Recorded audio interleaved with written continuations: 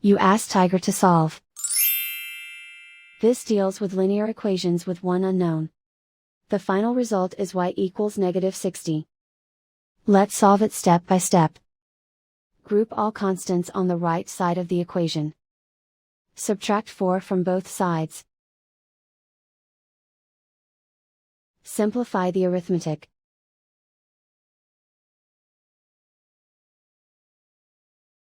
Isolate the y. Multiply both sides by 5. Group like terms.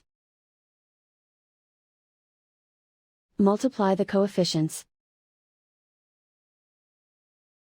Simplify the fraction. Simplify the arithmetic.